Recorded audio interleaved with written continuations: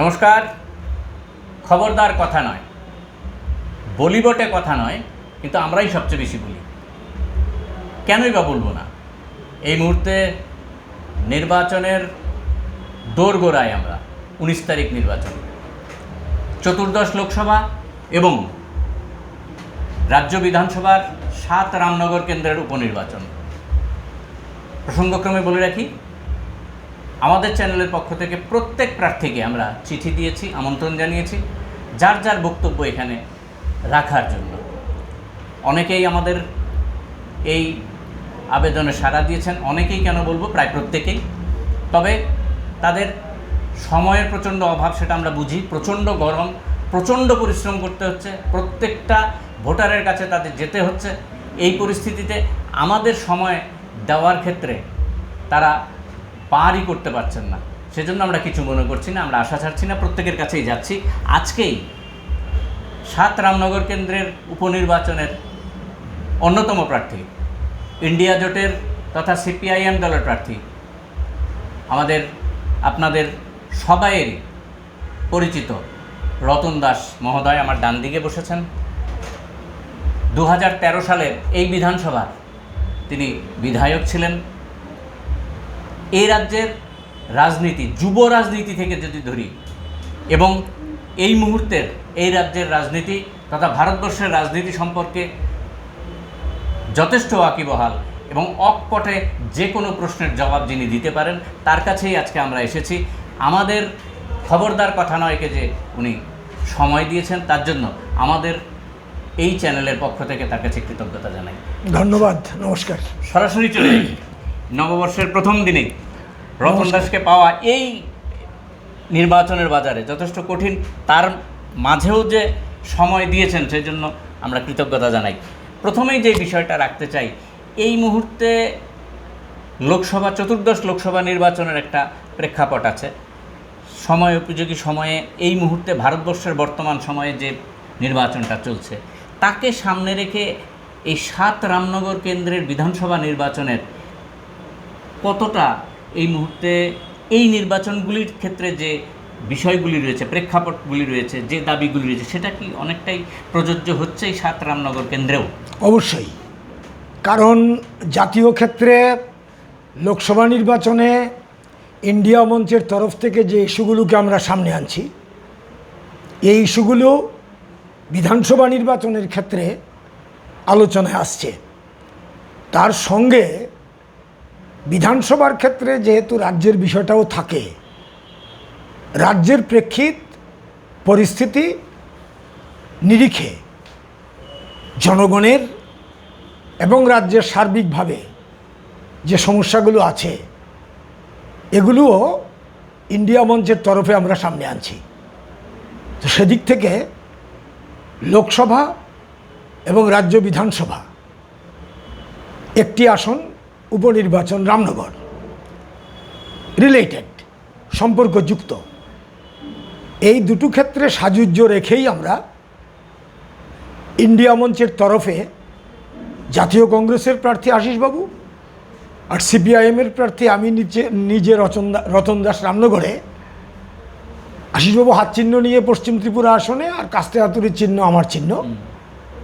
তো এই চিহ্ন নিয়ে আমরা লড়ছি এবং আমরা বিজেপিকে তার যে অ্যান্টি পিপল পলিসিস এবং এই যে অ্যান্টি পিপল গভর্নমেন্ট এবং এই যে তাদের কথার খেলাপ, প্রতিশ্রুতি পূরণ না করা, গত 10 বছরে দেশে তাদের অপশাসন, রাজ্যে 6 বছরে বিজেপির অপশাসন, যাকে তারাই বলছে ডবল ইঞ্জিন, আমরা বলছি এই ইঞ্জিন জনবিরোধী। এই ইঞ্জিন সব দিক থেকে রাষ্ট্র মানে দেশ এবং রাজ্য উভয় ক্ষেত্রেই যথেষ্ট পরিমাণে মারাত্মক রকমের ক্ষতি সাধন করেছে। এদের বিরুদ্ধে লড়তে হবে। জনগণকে আমরা আহ্বান রেখেছি, আপনারা এগিয়ে আসুন, মোদি হটাও, দেশ বাঁচাও, এই যে আওয়াজ উঠেছে, এই আওয়াজে ত্রিপুরাবাসীও ভূমিকা পালন করুন। আপনারা এগিয়ে আসুন এবং তার সঙ্গে মিল রেখেই লোকসভা বিধানসভার এই 2 সিটের আসন, 2 সিটের ভোটে, বিশেষ করে রামনগরের ভোটে, রামনগরের নির্বাচক মণ্ডলীও অল ইন্ডিয়া পার্সপেক্টিভে আপনারাও আপনাদের ভূমিকা রাখুন। অবশ্যই বিধানসভা কেন্দ্রের পার্টিকুলার বিষয়গুলো তো আছেই, সেদিক থেকে বিষয়টাকে আমি রিলেট করলাম। অকপটে জবাব দিতে পারেন, সেই জন্যই আমরা এই প্রশ্নটা রেখেছিলাম। আমার দ্বিতীয় প্রশ্ন হচ্ছে রামনগর কেন্দ্রের উপনির্বাচন। এই উপনির্বাচনের জয় পরাজয়ের ওপর নিশ্চিতভাবেই রাজ্য বিধানসভায় যারা ক্ষমতাসীন আছেন তাদের সরকারে থাকা না থাকা নির্ভর করছে না। সেই ক্ষেত্রে প্রচারের দিক থেকে এটা কতটুকু অ্যাডভান্টেজ, কতটুকু ডিসঅ্যাডভান্টেজ? অ্যাডভান্টেজ কী কারণে? রামনগরের জয়ে ইন্ডিয়া মঞ্চের এই সরকারের যে নড়বড়ে অবস্থা সেটা আরও হবে। আর যেহেতু আমি আগেই বলে গেলাম, মোদি হটাও বিজেপি হটাও কেন্দ্র থেকে, ওই সরকার হটলে পরে এই রাজ্যে বর্তমান যেই জনবিরোধী সরকার আছে মুখ্যমন্ত্রী মানিক সাহার নেতৃত্বে, এই সরকার টেকার কথা না। গত বিধানসভা নির্বাচনেই তো এই সরকার বিদায় হয়। নানা ছলা কলা অপকৌশল অবলম্বন করে এই সরকার 39% ভোট 31-32টা সিট নিয়ে কোন রকমে টিকে গেছে। তার মধ্যে যুক্ত হয়েছে মথার বিশ্বাসঘাতকতা, মথা নেতার, না হলে তো এই সরকারই আসে না। স্বাভাবিকভাবেই রামনগর বিধানসভা কেন্দ্রের উপনির্বাচনে ইন্ডিয়া মঞ্চের জয় অবশ্যই কন্ট্রিবিউট করবে মোদি হটাও দেশ বাঁচাও যে স্লোগান, তাকে আরও স্ট্রেংথেন করবে। এবং এখান থেকে যদি এই আসনটা ইন্ডিয়া মঞ্চে আমরা জয়ী হতে পারি, জনগণ আমাদের ভোট দিয়ে যদি জয়ী করেন, যেটা আমরা মনে করছি, ওখানে নীরব বিপ্লব ঘটাবেন লোক সুযোগ পেলেই ভোটাররা। এটা ঘটনা, এটা গত নির্বাচনেও বোঝা গেছে, এবার এটা আরও অনুভব করছি, এটা হতে পারে। তো সেই ক্ষেত্রে আমি মনে করি একটা বিরাট সুযোগ এটা, কেন্দ্র থেকে মোদি সরকারের অপসারণ এবং রাজ্যে জনবিরোধী বিজেপি সরকার, তার বিরুদ্ধে লড়াই তেজি করা, এই সরকারের বিরুদ্ধে জনগণের কণ্ঠকে সুচ্চারিত করা বিধানসভার মধ্যে, দুটো পারস্পরিক সম্পর্কযুক্ত। এই লড়াই অবশ্যই পজিটিভ, এই লড়াই অবশ্যই আমরা মনে করি ইতিবাচক ফল দেবে, এই আশা নিয়ে এগোচ্ছি। এই মুহূর্তে যদি একটা প্রশ্ন রাখি, 2008 সালে এই কেন্দ্রে আপনি প্রার্থী ছিলেন, 2013 সালে এই কেন্দ্রের প্রার্থী ছিলেন, 2018 সালে মিলিতভাবে নির্দল প্রার্থী হিসেবে একজনকে পুরুষোত্তম রায় বর্মনকে নির্বাচিত করার জন্য সমর্থন করা হয়েছিল। আবার 2023 সালের নির্বাচনেরই তো এটা বাই ইলেকশান। তো স্বাভাবিকভাবে এই কেন্দ্রটা তো আপনার কাছে ব্যাপকভাবে পরিচিত, প্রত্যেকটা ঘাসের সঙ্গে আপনার যোগাযোগ, কারণ এই কেন্দ্রেই পুরসভায় কাউন্সিলর ছিলেন, সেখান থেকে আসা। আর হঠাৎ করে রাজনীতিবিদ তো না, ছাত্র আন্দোলন থেকেই উঠে আসা। এই যে এই অ্যাডভান্টেজগুলি এই মুহূর্তে বিপক্ষে, যেহেতু একজন ডাকসাইটে প্রার্থী, এই কারণে বলছি কারণ মেয়র এই আগরতলা শহরের 1 নম্বর মানুষ উনি, মেয়র যেখানে রয়েছেন, তো স্বাভাবিকভাবেই ভোটারদের কাছে কী অ্যাপ্রোচ যাচ্ছে, তাদের তো একটা অ্যাডভান্টেজ আছে। কারণ এখানে একটা প্রচলিত সব জায়গায় একটা রীতি রয়েছে যে বাই ইলেকশন বা উপনির্বাচনে যারা ক্ষমতাসীন থাকে তাদের পক্ষেই ভোটাররা থাকেন, খুব একটা চেঞ্জ হয় না। এই যদিও আগরতলা শহরেই আশিসবাবু যে কেন্দ্র থেকে বাই ইলেকশনে জিতে এসেছিলেন, নজির আছে এরকম যে বাই ইলেকশনে অপোজিশনের ওরা জেতেন না, তা না, জেতেন। এবার কি এই একটা কি ডিসঅ্যাডভান্টেজ কিছু মনে হচ্ছে? না, এই ক্ষেত্রে আমি যেটা পরিষ্কার বলতে চাই, different political issues at the national level as well state level, এগুলো তো আসছে আলোচনার মধ্যে। আমাদের এই সবগুলো বিজেপির বিরুদ্ধে যাচ্ছে, কারণ বিজেপি জনগণের স্বার্থে কোনো কাজ করেনি। বিজেপি যারা ধনিক শ্রেণী, corporate sector, communal politics BJP করে, হ্যাঁ, ধর্মের সঙ্গে রাজনীতিকে মিশিয়ে দেশের যারা কর্পোরেট সেক্টরের একাংশ, আদানি আম্বানি এবং যারা ব্ল্যাক মানির মালিক, ডিমনিটাইজেশন করে যাদের বিজেপি সুবিধা করে দিল, লাখো কোটি টাকা যারা ভারতবর্ষের লুণ্ঠন করে বিদেশে গিয়ে বসে আছে, তাদের কেশাগ্র স্পর্শ করছে না নরেন্দ্র মোদী সরকার। এই বিষয়গুলো আমাদের আলোচনা আসছে, হ্যাঁ, সোশ্যাল জাস্টিসের কথাগুলি আসছে, কনস্টিটিউশনের কথা আসছে, ডেমোক্রেসি, সেকুলারিজম, সব ক্ষেত্রেই তো বিজেপি বিপদ। এই বিপদ সম্পর্কে জনগণকে আমরা যেমন সজাগ করছি, এটা আমরা বলছি, জনগণ আগ্রহের সঙ্গে শুনছেন এবং অনুভব করছেন, বুঝতে পারছেন, হ্যাঁ, তারা রিয়েলাইজ করছেন যে হ্যাঁ, সর্বনাশ করছে বিজেপি।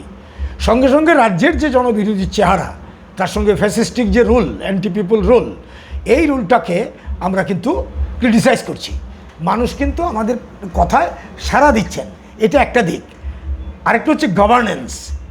কোন গভর্নেন্স? যেটা বলা হলো আমার এগেনস্টে যিনি প্রার্থী তিনি কি, তার বিরুদ্ধে তিনি মানে তার বিরুদ্ধে লড়তে গিয়ে এটা সুবিধা অসুবিধার প্রশ্নটা আনা হয়েছে।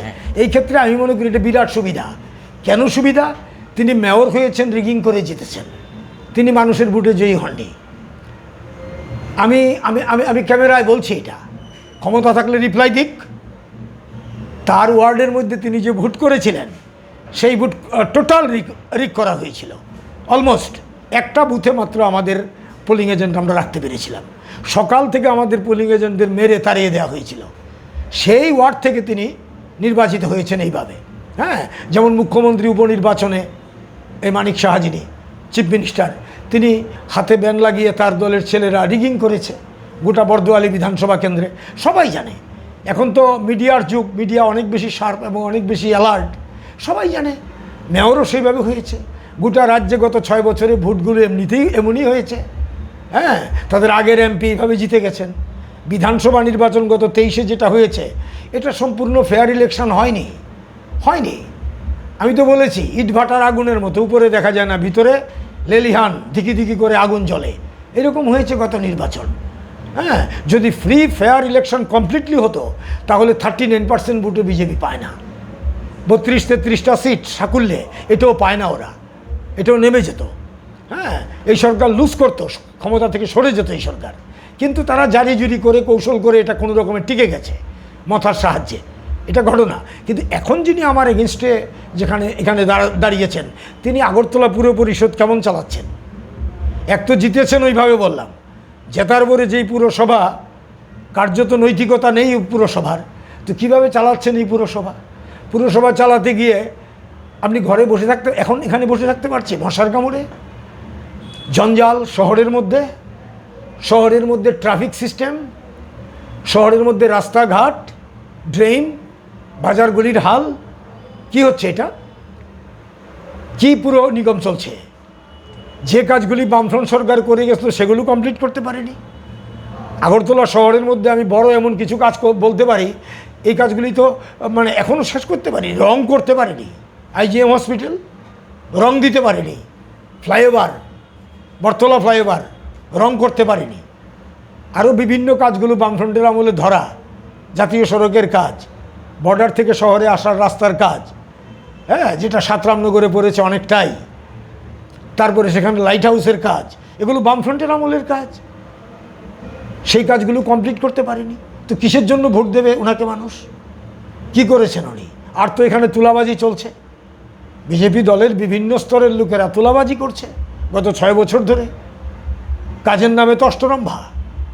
নতুন একটা কাজ শুরু করেছেন, কাজ করিয়েছেন, ওরা বলতে পারবে না।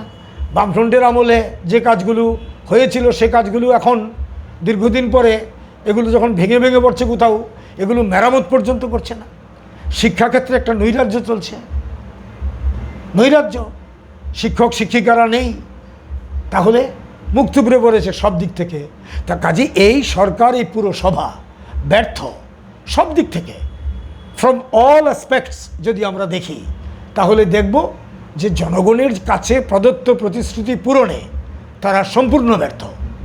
এবং শুধু তা না, তার উপর দাঁড়িয়ে যেহেতু এই ব্যর্থতা ঢাকতে হবে, তার জন্য মিথ্যাচার করতে গিয়ে যখন তাতেও কাভার হচ্ছে না, তখন ভয়ভীতি, আতঙ্কের পরিবেশ, যার জন্য প্রশ্ন উঠছে ভোট দিতে পারবো তো, ফ্রিলি ভোট দেওয়া যাবে তো? তো বামফ্রন্টের আমলে তো এইসব কথা মানুষ বলতেন না, মানুষ তো নির্ভয়ে ভোট দিতেন, যাকে খুশি তাকে দিতেন। এখন আসছে কেন এটা? গত 6 বছরের প্রতিটা ভোট তারা রিগিং করেছে, কম বেশি ডাকাতি করেছে, ভোট ডাকাতি। তো আসন্ন বিধানসভার উপনির্বাচনে এই আশঙ্কাটা মানুষের থাকছে। গতকাল দশমীঘাটে 85 ঊর্ধ্ব মায়ের বয়সী একজন ভোটার, তার ভোটটা জোর করে গিয়ে তারা দিয়ে দিল নির্বাচন আধিকারিক এবং পুলিশের সামনে, দিয়ে দিল ভোটটা। তো এটা কি বোঝা যায়? তাহলে কি তারা রিগিং করা শুরু করে দিল? আমাদের কাছে খবর আসছে টাকা মেলানো হচ্ছে বিভিন্ন জায়গায়, মন্ত্রী MLA-দের উপস্থিতিতে।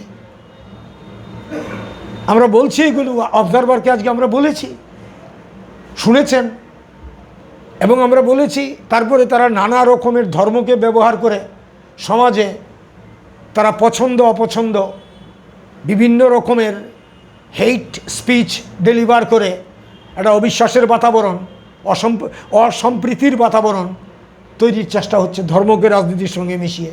এগুলো তো এই রাজ্যে ছিল না। আপনি কি বলছেন যে এই মুহূর্তে এই প্লেয়িং লেভেল স্পেস নেই, বা লেভেল প্লেয়িং স্পেসটা নেই না। ইলেকশনের ক্ষেত্রে?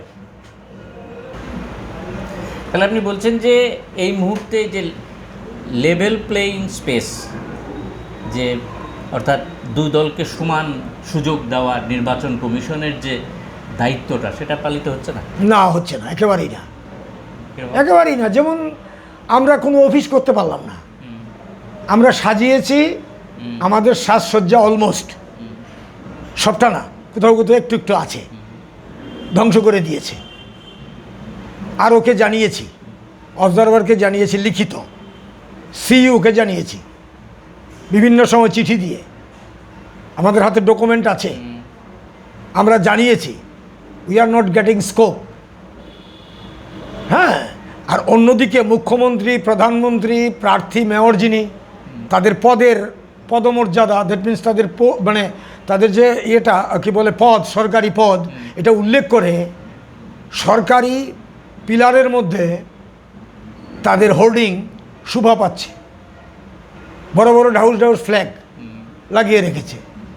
ফ্ল্যাক্স উচ্চতা মানছে না, রাস্তা থেকে ফ্ল্যাগ কতদূর দূরে থাকবে মানছে না, একটা ফ্ল্যাগ থেকে আরেকটা ফ্ল্যাগের দূরত্ব কী থাকবে মানছে না। তো ভোট কি একতরফা হবে? মানে একতরফা সাজাবে ওরা? এত ভয় কেন?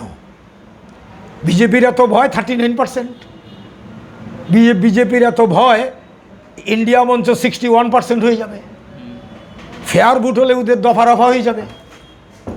এই কারণে ওরা চায় না নির্বাচনী প্রচারে আমরা অংশ নেই, ওরা চায় না আমরা সাজাই।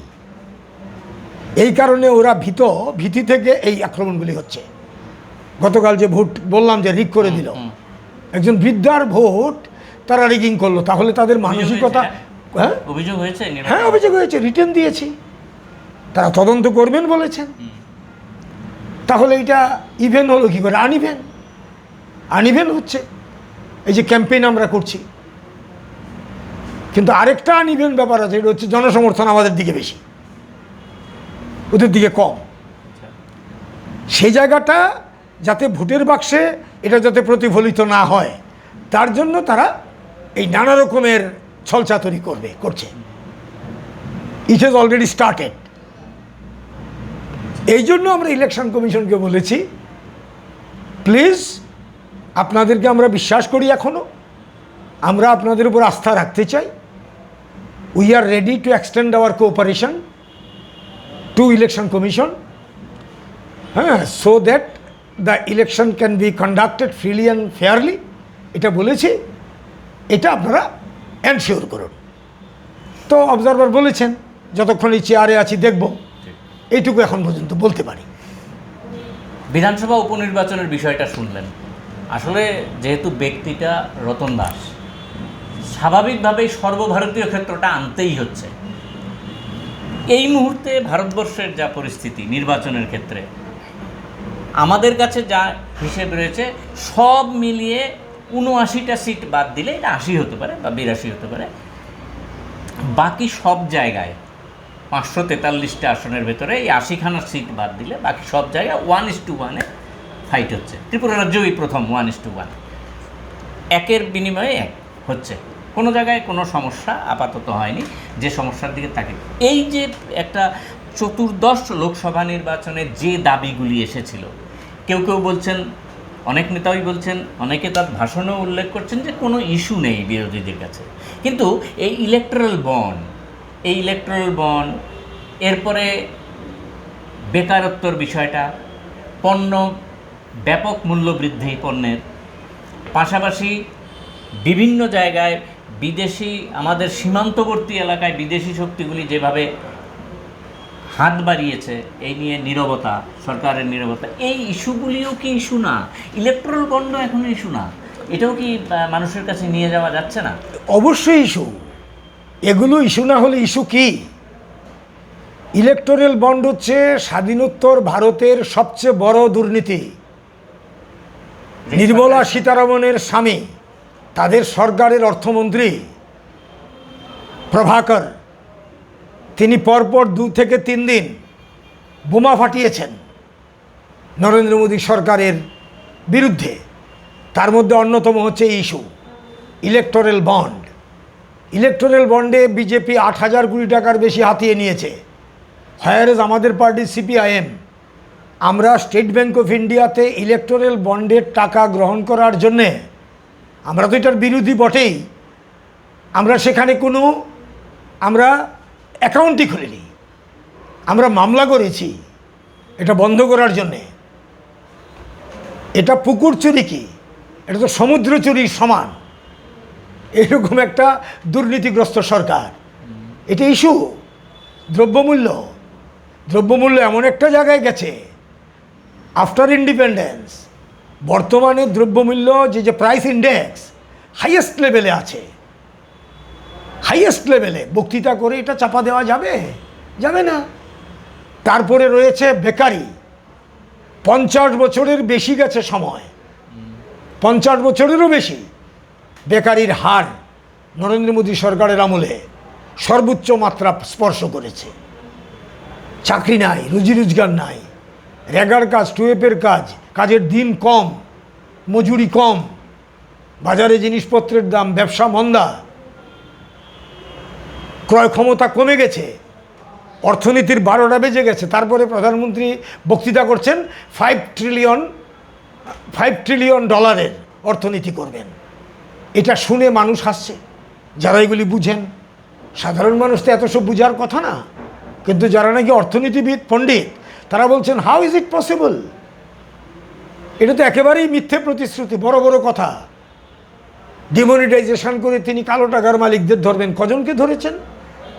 বরং কালো টাকাকে সাদা করে ফেলেছে বিজেপি ঘনিষ্ঠ কর্পোরেট সেক্টর। এটা আরেকটা করাপশান। বহু লোক মারা গেছে, একটা করোনা গেছে, লক্ষ লক্ষ লোকের প্রাণ গেছে। সম্পূর্ণ ব্যর্থ মোদী সরকার। কাঁসর ঘণ্টা বাজিয়ে, আলো জ্বালিয়ে করোনা মোকাবেলা হয়? একটা মধ্যযুগীয় চিন্তাভাবনা নিয়ে এই সরকার চলছে। তারপরে তো শ্রমিক, কৃষক আক্রান্ত, দমন পীড়ন, দমনমূলক আইন চাপিয়ে দিচ্ছে মানুষের উপরে, মানুষের কণ্ঠরুদ্ধ করছে। ফ্যাসিস্টিক রুল চলছে ইন্ডিয়াতে। তো তার বিরুদ্ধে সমস্ত দলগুলো একত্রিত হয়েছে আজকে ইন্ডিয়া মঞ্চে। এই ইন্ডিয়া মঞ্চ, আমাদের মধ্যে নিজেদের মধ্যে অনেক বিষয়ে মত পার্থক্য আছে, এটা খুব স্বাভাবিক। একটা পরিবার চালাতে গেলে পরে পরিবারের সদস্যের মধ্যে সব ক্ষেত্রে একমত হয় না, এটা হতেও পারে, এটাই প্র্যাকটিক্যাল। এটা আছে, থাকলে পরেও আমরা একত্রিত হয়েছি একটা মঞ্চে। এটা জোট না, এটা মঞ্চ। এই মঞ্চে দাঁড়িয়ে আমরা মিনিমাম যে আমাদের স্লোগান, প্রোগ্রাম, এটা আমরা রেখেছি। সংবিধানটাকে রক্ষা করতে হবে। বিজেপি ধ্বংস করতে চায়। আম্বেদকরের জন্মদিন আজকে দাঁড়িয়ে বলছি কথাটা। বিজেপি ধ্বংস করতে চায় সংবিধানটাকে। সংবিধানের মধ্যে যে কথাগুলি আছে, প্রিয়াম্বল যে আমাদের প্রস্তাবনাটা আছে, এই সবগুলো পয়েন্ট একটার পর একটা যদি আমরা ডিসকাস করি, তাহলে দেখব বিজেপি সরকারের আমলে সবগুলো আক্রান্ত। গণতন্ত্র তো আগেই বললাম, ভোটাধিকার পর্যন্ত আক্রান্ত। গণতান্ত্রিক অধিকার বিভিন্ন ক্ষেত্র, শুধু ভোটাধিকার তো গণতন্ত্র না। গণতন্ত্র কথাটা বিরাট। সেই ক্ষেত্রে পার্লামেন্টেই আসেন না প্রধানমন্ত্রী। 146 জন পার্লামেন্টের সদস্যকে সাসপেন্ড করে দিয়ে তিনি পার্লামেন্ট চালিয়েছেন। হ্যাঁ, ধনী ভোটে শত শত বিল পাশ করানোর ষড়যন্ত্র করেছেন এবং করিয়ে নিয়েছেন। এটা কোন গণতন্ত্র? সংসদকে উপেক্ষা করেছেন তিনি। তারপরে আমি বলছিলাম সামাজিক ন্যায় বিচার, এই যে SC, scheduled caste, scheduled tribe, OBC, তাদের ঘোর দুশ্মন এই সরকার। নারীদের অধিকার দিতে চায় না এই সরকার। এই সরকার মনুবাদী দর্শনে বিশ্বাস করে। মনুবাদ মানে হচ্ছে নারী বিরোধী, তফসিলি বিরোধী, শূদ্রদের ঘৃণা করা। এই যে আমাদের যে বর্ণ প্রথা আছে, খারাপ প্রথা, এই প্রথার মধ্যে এই মনুবাদী দর্শন, এটাতে বিশ্বাস করে বিজেপি স্বাধীনতায় বিশ্বাস করে না। বিজেপির পূর্বসূরি যারা, তারা স্বাধীনতা সংগ্রামে ব্রিটিশকে সাহায্য করেছে, তো তারা দেশপ্রেমিক হতে পারে? কাজে তাদের বিরুদ্ধে লড়াই, এই ইস্যুগুলো সামনে আসছে।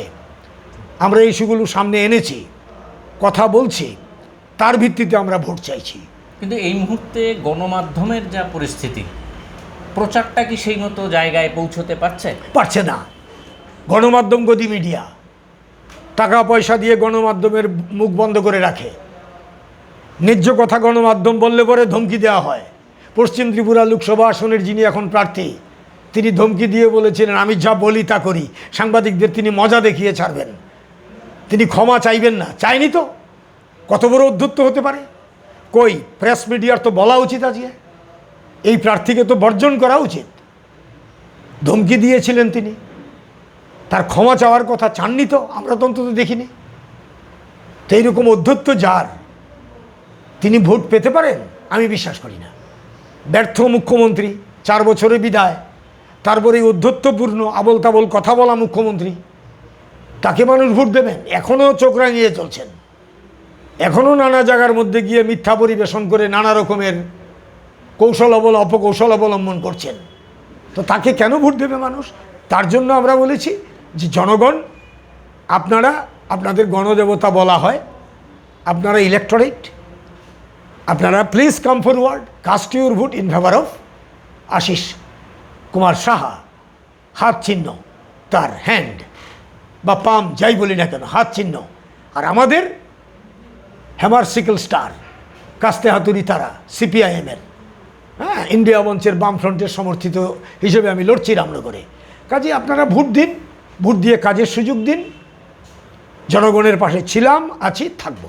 ত্রিপুরা রাজ্যে পূর্ব আসন উপজাতিদের জন্য একটা গুরুত্বপূর্ণ আসন। সেই 1952 সাল থেকে দশরথ দেব জিতে এলেন একদম গোপন আস্তানায় থেকে, মানুষের কাছে প্র্যাকটিক্যালি যেতেও পারলেন না, কিন্তু জিতলেন। সরাসরি চলে গেলেন মানে সেনাবাহিনীর চোখ এড়িয়ে পার্লামেন্টে। এই হেন মানুষ ত্রিপুরা রাজ্যের উপজাতি কল্যাণে কাজ করেছেন, সে নিয়েও প্রশ্ন তোলা হচ্ছে এই মুহূর্তে। কিন্তু গত নির্বাচনে এখানে একেবারে 90 একটি দল বিরোধী দলের স্বীকৃতি পেল। ত্রিপুরা রাজ্যের ইতিহাসে এই প্রথম হলো যে কোনো একটা স্বীকৃত বিরোধী দল সরকারি দলে পরিণত হয়ে গেল। এবারকার নির্বাচনে পূর্ব আসনে তার কি কোনো প্রভাব আছে? এটা তো খুবই লজ্জাজনক।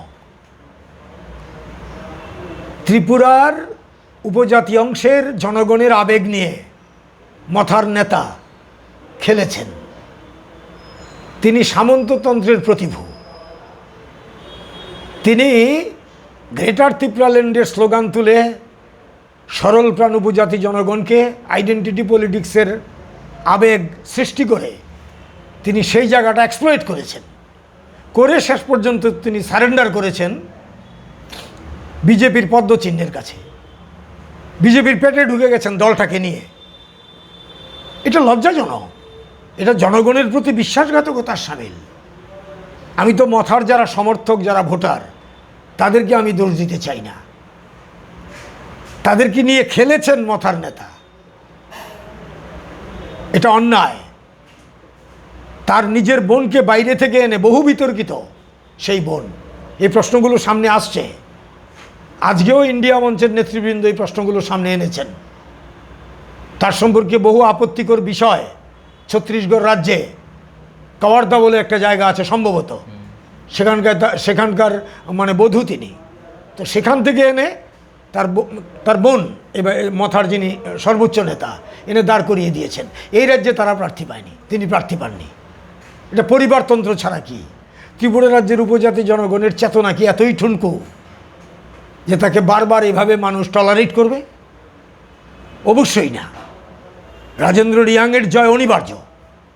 রাজেন্দ্র রিয়াং এই রাজ্যের গণ আন্দোলনের থেকে তৈরি হওয়া লড়াকু নেতা। তাকে প্রার্থী করেছে ইন্ডিয়া মঞ্চের সিপিআইএম দল। হাতচিহ্ন কাস্তে হাতুড়ি তারকা নিয়ে তিনি লড়ছেন পূর্ব আসনে। তাকে সমর্থন করেছে সমস্ত দল ইন্ডিয়া মঞ্চের। তিনি শহীদ পরিবারের সন্তান। অতএব তাকে ত্রিপুরার জনগণ পূর্ব ত্রিপুরা আসনে সমর্থন না করার কোনো কারণ নেই। সর্বশেষ প্রশ্ন, তিনি জয়ী হবেন। সর্বশেষ প্রশ্ন, প্রার্থী রতন দাস, বিধায়ক রতন দাস হিসেবে কি কি কাজ করতে চান মানুষের জন্য? 7 রামনগর কেন্দ্র। আচ্ছা মণিবাবু, আপনি তো জানেন, আপনি তো 7 রামনগর এলাকাতেই থাকেন। বিধায়ক হিসেবে যে কাজ করেছি আপনারা ঘুরে আসুন একটু। আমাদের সরকার করেছে, আমি সেই কাজ করার ক্ষেত্রে একটা মাধ্যম হিসেবে ভূমিকা নিয়েছি, আমাদের কাউন্সিলররা নিয়েছে। সর্বোপরি মানুষের পাশে থাকার ব্যাপারটা যান, প্রতিটি বাড়ি প্রতিটি ঘরে জিজ্ঞেস করুন। সম্পর্ক রক্ষা করেছি, কাজ করেছি। যে জায়গায় থেমে গেছিলাম সেখানেই থেমে আছে গত 6 বছর ধরে এই সরকারের আমলে। এগুচ্ছে না, বিধায়ক হিসেবে কোনটা priority? ইতিবাচক অগ্রগতি নেই কাজের। তো সেই জায়গাতে ধরবো কাজ জয়ী হলে। বলতে পারেন সরকার তো আপনার না, না হোক, জনগণের দাবি তুলে ধরবো বিধানসভায়, লড়াই করব, সংগ্রাম করব। মানুষের রুটি রুজির প্রশ্ন, বেকারদের চাকরি, শিক্ষিত বেকারদের, যারা শ্রমজীবী জনগণের তাদের মজুরি বৃদ্ধি, তাদের কাজের দিন বৃদ্ধি, কাজের নিরাপত্তা, সেটা তুলে ধরব। কৃষকদের দাবি, কৃষকরা আজকে সর্বদিক থেকে আজকে ভয়ঙ্কর বিপদের মধ্যে আছে। অল ইন্ডিয়াতে আজকে কৃষকদের ইস্যু প্রধান ইস্যু। এই এলাকার মধ্যে কৃষকরা নানাভাবে বঞ্চিত। 6,000 টাকা দিয়ে সারা বছর পেট ভরবে, 500 টাকা মাসে, এটা বলতে বলতেই তো বিজেপি সরকার একেবারে মশগুল। তাহলে কৃষকদের দাবি আমরা আমি সামনে আনার আশা রাখি। যারা ক্ষেতমজুর তাদের দাবি, শিক্ষক কর্মচারীদের তারা বলেছিল সেন্ট্রাল স্কেল দেবে, 7ম পে কমিশন দেবে, সবটাই ধাপ্পা। পেনশনার্স যারা, তাদেরকে ধাপ্পা দিয়েছে। কে না বলুন তো? ট্রাইবেলরা বঞ্চিত, এডিসি এলাকায় কোনো টাকা পয়সা দেয় না, যা দেয় তা দিয়ে চলে না। শিডিউল কাস্ট যারা, তাদের চাকরি বিষয়, এসটি যারা, তাদের চাকরি বিষয় রিজার্ভেশন, চাকরিই তো হয় না, রিজার্ভেশন তো মানার প্রশ্নই নেই। তো এই তো অবস্থা। সর্বদিক থেকে জনবিরোধী যারা, তাদেরকে এক্সপোজ করে দিয়ে আমি ভোট চাইছি। ভোট দিন, আপনাদের কাছে বিনম্র অনুরোধ। ভোট দিলে পরে আপনাদের শক্তিতে বলীয়ান হয়ে বিধানসভাতে গিয়ে আপনাদের জন্যই লড়ব, এবং এই লড়াই হবে জনবিরোধী বিজেপি সরকারের বিরুদ্ধে। এই প্রতিশ্রুতি দিচ্ছি। এত পরিশ্রমের পরেও আমাদের সমস্ত প্রশ্নের জবাব অকপটে দিয়ে গেলেন 7 রামনগর কেন্দ্রের এই উপনির্বাচনের প্রার্থী শ্রীরতন দাস। আমরাও মনে করি রাজনৈতিক যুদ্ধ, রাজনীতির এই মঞ্চ স্বাভাবিক এবং প্রকৃতির নিয়ম অনুসারেই চলুক। জোর জবরদস্তি ইত্যাদি করে সামান্য একটু সাফল্য পেলেও কেউ পেতে পারে, কিন্তু সেটা অল্পক্ষণের জন্য। ত্রিপুরা রাজ্যেই এরকম বহু নজির রয়েছে। আমাদের আশা নির্বাচন কমিশন সাফল্যের সাথে সকল মানুষের স্বাভাবিক ভোট দেওয়ার ক্ষেত্রে গুরুত্বপূর্ণ ভূমিকা নেবেন এবং মানুষ তার নিজস্ব মতামত সফলভাবে প্রয়োগ করতে পারবেন। আজকে এইটুকুই থাক। সকলে ভালো থাকবেন, সুস্থ থাকবেন। নববর্ষের দিনে আপনাদের প্রত্যেককে শুভেচ্ছা জানিয়ে অনুষ্ঠান শেষ করছি। সকলে ভালো থাকবেন। নমস্কার।